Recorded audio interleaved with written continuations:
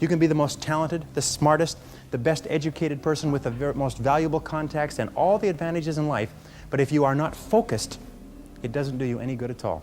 I wrote in an article for the Wall Street Journal that if you do not have clear, specific goals for your life, you are doomed forever to work for people who do. And that seems to be the case. And yet only 5% of people have goals. So the key starting point with regard to clarity is to know where it is you're going and what it is you want to be and what it is you want to have and what it is you want to do. Because in America, in the most blessed society in all of human history, you can have anything in the world that you want if you can decide what it is that you want. I think that the ability to focus and concentration are the two keys to success in life. That the ability to focus clearly and know exactly what it is you want to accomplish and the ability to concentrate single-mindedly on accomplishing that one thing without diversion or distraction are the keys to success. It's the number one key to effectiveness is to be able to sit down and look at your work and use the 80-20 rule. Say to yourself, which is the 20% of the number of things that I have to do that account for 80% of the value of my work? And always work on the top 20%. You see, in life, there's never enough time to do everything, but there's always enough time to do the important things. Instead of doing what is fun and easy, which is what most people do, you know what they do? They make a list of everything they have to do, and then they start at the bottom of the list and they work on the irrelevant things. At the end of the day, they haven't got anything done. Successful people, peak performers, concentrate on the top items. And remember, anything other than working on the top items on your list is a waste of your time. And time management is not just time management is life management. You can do anything you want with your life if you will manage your time properly. We all have the same 24 hours a day, and the ability to concentrate, to discipline yourself, to use willpower and perseverance to concentrate on one thing at a time is a quality of all success. Nothing great has ever been accomplished without the ability to concentrate single-mindedly on one thing at a time. Always concentrate on the best use of your time. Here is my favorite time management question, which I give to you for free. It's simply this. Before you start anything, ask yourself, what is the most valuable use of my time right now? Make a list and say, what is the most valuable use of my time right now? When you get into your car, say, what is the most valuable use of my time right now? When you leave the house or leave the office, say, what is the most valuable use of my time right now? Ask yourself that question over and over and over again. Repeat it and repeat it and repeat it until it's driven into the subconscious mind as a command. And whenever you have a temptation to do something that is small and irrelevant, that command will go, blam, what is the most valuable use of your time right now? And you'll, ooh, and it'll push you into doing what is the most valuable use of your time. And whenever you're working on the most valuable use of your time, you feel great. You get concentrated effort is a source of energy and enthusiasm. It makes you feel wonderful when you're working on something important, and it makes you feel nothing when you're working on something irrelevant. Develop a sense of urgency. A sense of urgency is a quality that is possessed by only 2% of the population. 2% of the population do things fast. 2% of the population have a bias for action. In Tom Peters' wonderful book, In Search of Excellence, he says that all the excellent companies have a bias for action. And all of the companies that do not classify or do not come into the excellence category do things when they get around to it. You call them up and you have a problem or a complaint. You hear from them 3 or 4 weeks later. But the excellent companies, you call up with a problem or a complaint, and bang, there's somebody back to you in 2 minutes. Focus single-mindedly on one thing at a time, and to work on that one task until it's complete. And to discipline yourself not to do anything else or to become distracted by emails and bells and bips and noises and things like that. It's just your ability to focus like a laser beam on a single task. Determine exactly what it is that you want to be, have, or do in life. And the more I study successful men and women, the more I find that every single one of them, the top 5%, are very clear about where it is they're going and what it is they want to accomplish. And when I look at unsuccessful men and women, or men and women who seem to be unhappy and floundering, I find that almost invariably they have a very, very limited sense of direction, sometimes no sense of direction at all. You see, we as human beings are goal-seeking organisms. We only function at our very best when we're working toward accomplishing something that is important to us. And in my estimation, 80 to 90% of all the unhappiness, hostility, violence, psychosomatic illness, alcoholism, drug addiction, and so on in our society is caused by people having no sense of direction. They don't know where they're going. As they say, if you don't know where you're going, any road will take you there. Whatever skill you identified, you can learn. There's nothing that can stop you from excelling in that skill. It's simply a matter of time. Some people will get better at it faster, others slower, but they've discovered in 25 years of research at the University of Florida They've looked at people who started at the bottom and got to the top and became the heads of Fortune 500, heads of Fortune 1000 corporations. And they went all the way back to their early performance appraisals and comments by their supervisors. And they found that they had all settled on the same strategy. And the same strategy was to identify the one skill that would help them the most at this stage of their career, and then concentrate single-mindedly on learning that skill. And they were serious about this. They didn't just, read a book or an article. They made a plan, like a lesson plan, and they asked, what are the best books to read in this area? What are the best programs, audio programs to listen to? What are the best courses to attend? And they developed a course of study, and they worked for weeks and months and even a year or more to develop that skill. And once they had developed that skill, and people started to tell them, hey, you're pretty good in that area, that was their sign that they had mastered the skill. And then they would ask their boss or ask their coworkers to look at the top people around them or the most successful business people around them, and they would identify the next skill. And what we find is that all of life is like climbing a ladder, and each step on the ladder is mastering a new skill. And what the top people do, and this is one of the greatest breakthroughs in business success I've ever seen in an entire life of studying the subject, is what they do is they get better one skill at a time. They don't try to get better at 10 skills, because that just exhausts you and you see no progress and you soon quit.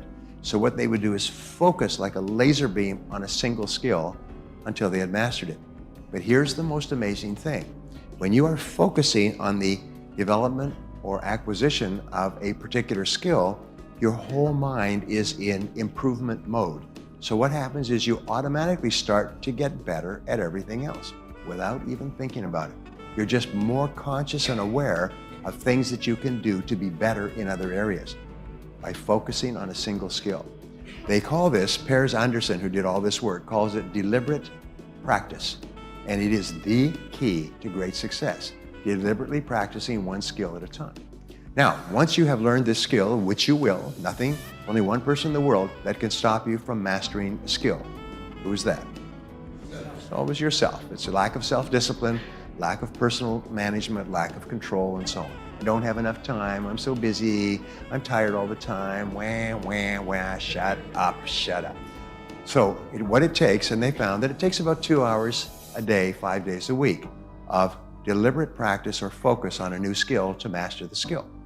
Once you have mastered the skill, then what do?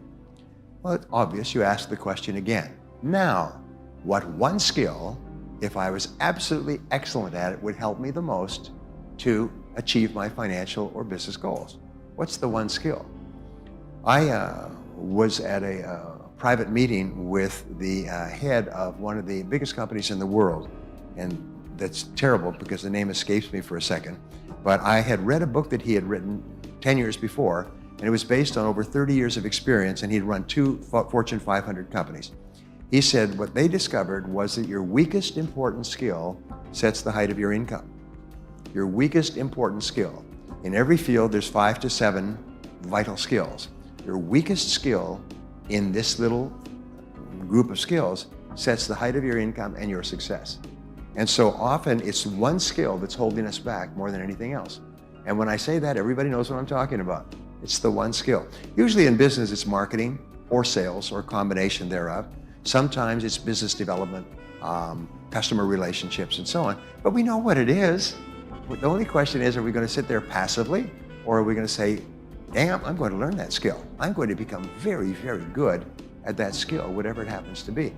And the wonderful thing is that once you learn a skill, another thing happens, is a nickel drops in your brain, and you realize, I can learn new skills. Damn, I could learn any skill. I could learn languages. I could learn any skill. Wow, and suddenly the dam breaks in your mind, and all the hesitation and lack of confidence and lack of certainty that you had, suddenly you realize I can learn anything I need to learn. And it gives you a tremendous sense of power. So from then on, your whole life becomes a do-it-to-yourself project. Your whole life becomes a process of learning one skill at a time, climbing the ladder of success. Every rung on the ladder is higher income, greater influence, greater power in your profession. Getting better in your field is one of the most important things you can do. So I have a question for you, moving right along. What is the most important work that you do in your field? What is the most important and highest paid work that you do? Thinking. You've obviously been here before. And the answer is right. The answer is thinking. When I first heard this question, I wasn't clear about what the answer was, but the most important work you do is thinking well about yourself and your work. In fact, every mistake that you've ever made has been a result of poor thinking or not thinking at all. You all know what I'm talking about. Every success you ever had has usually been the result of really good thinking prior to taking action. Now, the reason why thinking is so important is that the quality of your thinking determines the quality of your decisions. And it's an interesting observation is that you are where you are and what you are today as a result of the total of all your choices and decisions up to this moment. In every part of your life, from the time you became an adult or before, you've made choices and decisions. The cumulative result is where you are today. Your income, your health, your happiness, your business, everything else. But my great rule, which is quoted all the time, is that it doesn't matter where you're coming from. All that really matters is where you're going. And where you're going is only limited by your imagination. So what you do is you say, forget the past. In the past, I could have done things differently, but I can't change the past, but I can change the future completely by what I do now. So the quality of your thinking determines the quality of your choices and decisions. The quality of your choices and decisions determines the quality of your actions, and the quality of your actions determines the quality of your results. And in business and life, everything is results. Results are the most important single word. Is what results are expected of you? What results do you need to get in order to achieve the goals that you set for yourself? And the ability to be absolutely crystal clear about the results that are necessary is the mark of the leader. Peter Drucker said that the first question of the leader is always, what results are expected of me? What results are expected of me to fulfill my responsibilities, to fulfill my commitments? And it's absolutely amazing. If you ask this question, you'll find that 80% of your time at work is spent on doing things that have nothing to do with results. They are just busy things. They're conversations and reading the paper and making phone calls and going for lunch and so on. And if you're really strict with yourself, you'll find that much of what we do contributes nothing to the results that are most important to our success. And successful people are those who are very disciplined. Is this the very best use of my time? Now, the reason that thinking is so important, aside from the results, is because of the word consequences. I began studying time management and designing programs and books, and I'm now one of probably the top time management author in the world in books in 42 languages. And what I found when I was studying time management is this concept of consequences, which was one of those life-changing concepts. What it said was that something is important to the degree to which it has big potential consequences. Something is unimportant to the degree to which it has low or no consequences. And what is the difference between top people and average people? Top people do more and more things that have big potential consequences. Not guaranteed consequences, but potential consequences. Average people spend most of their time doing things that have low or no consequences at all.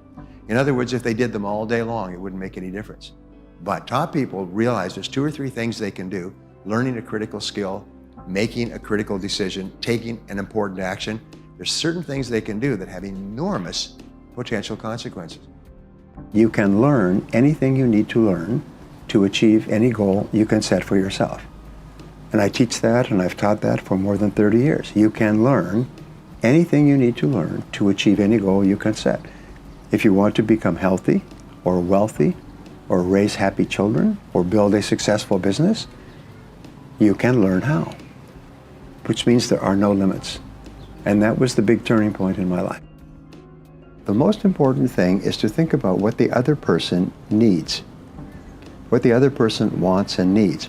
It's interesting, when you study the mindset of successful business people, they are focused on the customer and how can they help the customer improve their life with their product or service.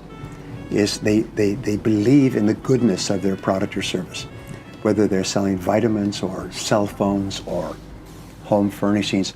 They believe that these are good products and that if you have them, your life will be better. and they used the products themselves, and they would sell them to their mother or their father.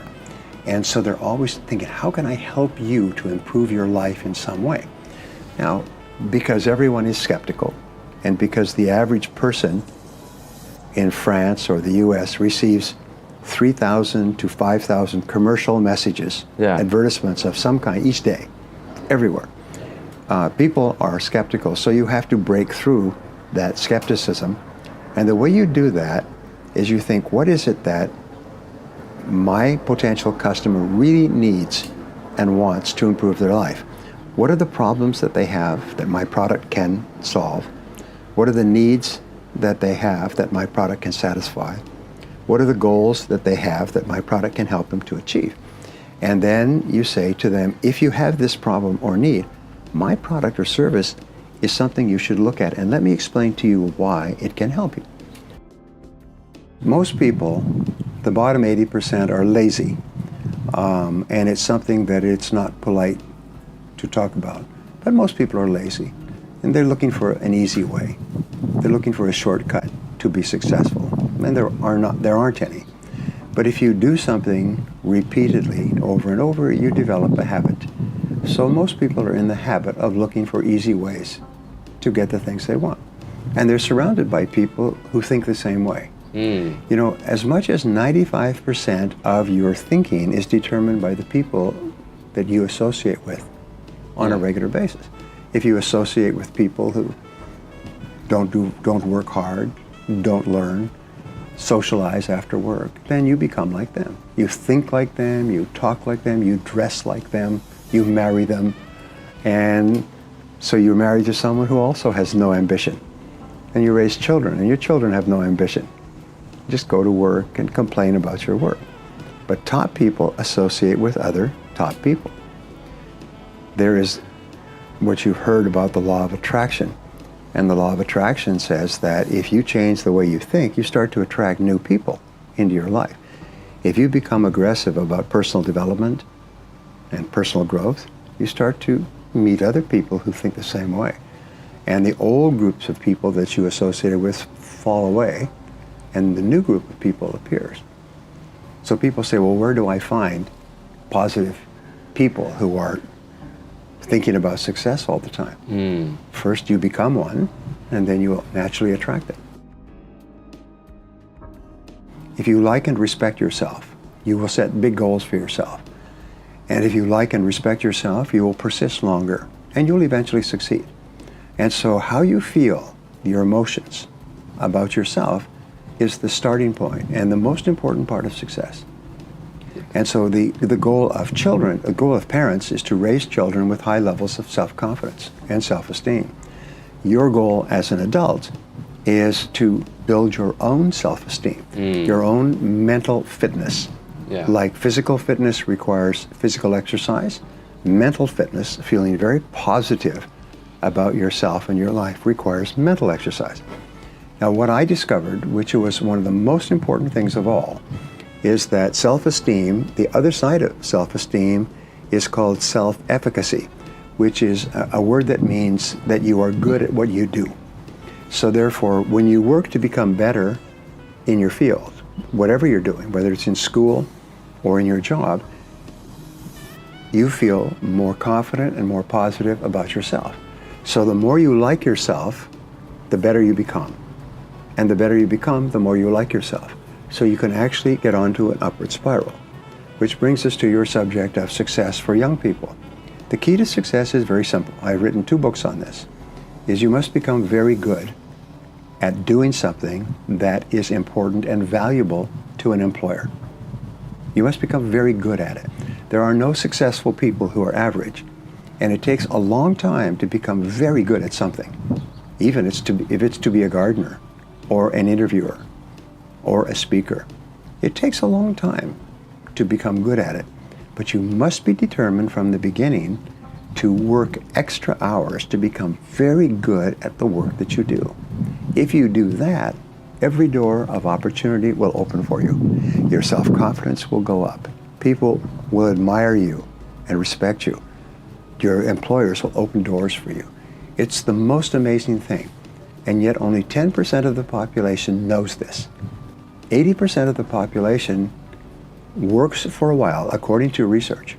They work to become okay at their work, and then they level off. And years go by and they never improve. They do their job just enough not to lose their job. Unless, of course, there's a downturn in the economy. And they are the first ones that are let go from their company. So the top 10%, however, are constantly improving. Lifelong improvement, learning new things and becoming better. If you do that, you own the future. And if you don't do that, you are always a victim of rapid change.